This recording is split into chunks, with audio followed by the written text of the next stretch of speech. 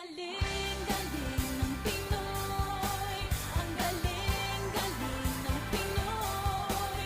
Kaya ko, kaya mo, ang bawat pagsubok. Bukod tangi ang kagaling.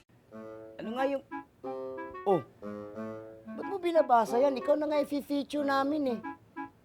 Give me that. Ho, ho, ho. Ho, ho, ho. I'm gonna get inside now.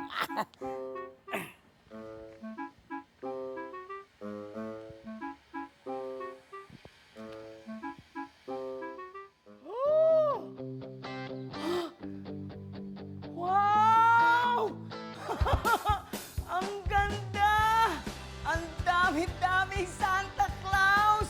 May maliit, may malaki, pero higit sa lahat, ang Pasko dito, whole year round!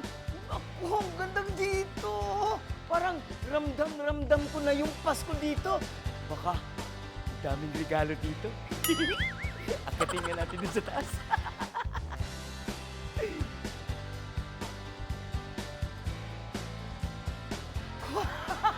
Ang ganda!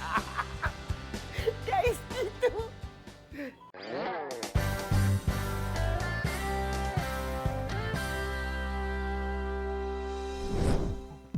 Ay, grabe, ang lapit na talaga ng Pasko.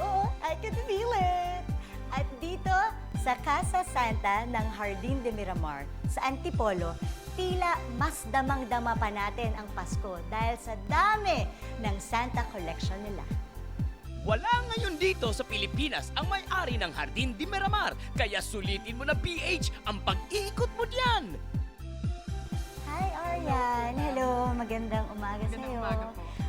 Teka lang, ang ganda naman dito. Bakit ba naisipan ng may-ari na mag-collect ng mga sangkaterbang Santa Claus? Actually, si Miss Edna De Rosario po, yung collector ng Santa Claus. Naisipan po niya because yung friend niya, binigyan siya ng mga 7 pieces na 1 centimeter Santas. And after that, 1 centimeter? yes, 1 centimeter po. And after that, masyado siyang na-amaze kay Santa and sobra na pong dami ngayon. Ilang years ago yon? That was 16 years ago po. 16 years ago. Tapos ngayon, ilan na yung collection sa loob nito? Mula Ay. sa 7, ilan na siya ngayon? Now we have 3,192 Santa Clauses. So, so yun yung bali pinakamaraming Santa Claus dito sa buong Pilipinas. Ito po, yung pinakamaraming Santa Claus Ang cool collection. naman. Nasaan siya? Nasa Iceland po si Ma'am ngayon. Nasa Iceland? Bakit? Namimili pa ulit ng marami pang Santa? Yes, actually, she make it sure po na pag pupunta siya sa ibang bansa, may dala po siyang Santa Claus sa Pilipinas. Oh, cool. Yes. Diba? So anong pinaka-favorite niya na collection? Actually, lahat po favorite niya, none in particular. Pero yung lagi niya pong binabanggit are the Matryoshka dolls from Russia. Saan yun? Ayun po, ma'am. Bakit niya naisipan dito dalhin dun sa garden theme na lugar? Actually, ito pong bahay was a rest house po ng Del Rosario family. And then, yung mga Santa Clauses po niya, hindi na kasya sa sarili niyang bahay. So, naisipan po niyang dalhin dito sa Antipolo as an added attraction po dito sa Jardín de Miramar. Galing, ah. Anong naging difficulty niya sa pagko-collect? Challenges, kumbaga. Ang challenges po talaga dito yung paglilinis eh. Yung isa-isa mo talagang lilinisin because of yung mga balbas ni Santa. Medyo difficult po siyang linisin isa-isa. So we have one person po talaga na inassign just for this museum. 3,192. Yes. So, mapapagod nga siya kahit buong araw niya yon. Siguro ilan batch per batch na Batch lang per yun. batch po. Halika, gusto ko makita yung una niyang Sure po. Santa. Pakita mo sa akin. Sige po. Ito po yung mga una niyang collection po. Yan yung 1 centimeter, Yes. yung regalo ng friend niya. Yes, ma'am. Eh, di proud na proud yung friend niya. Sobra po kasi from there, ganito na siya karami. Ano yun? Iba't ibang bansa na nanggaling to? Yes, galing po siya sa 70 countries in total. 70 countries Yes. ang pinanggalingan na nito. Opo. I see. So pag umuwi siya, ilan ang dala niya?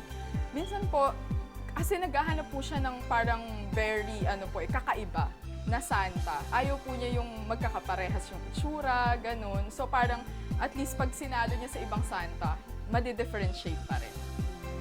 Marami ring nagre-regalo, may mga regalo rin. Marami pong nagre-regalo. Thank you, Arian. Thank Ikot you po. muna kami, ha? Sure po, Para ma'am. Enjoy mapasyalan po. namin yung buong Santa House. Thank Thank you you. po. Holy cow ka talaga sa dami ng Santa Collection dito. Holy cow!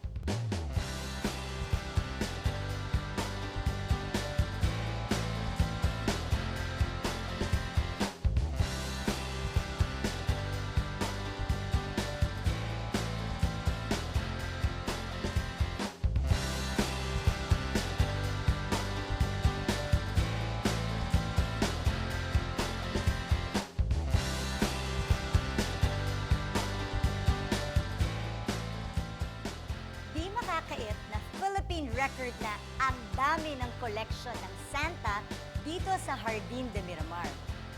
At kung sa pagpunta nyo dito ay madama nyo ang simoy ng Pasko, lagi nating tatandaan na ang tunay na diwa ng Pasko ay nasa ating pagmamalasakit at pagbibigayan.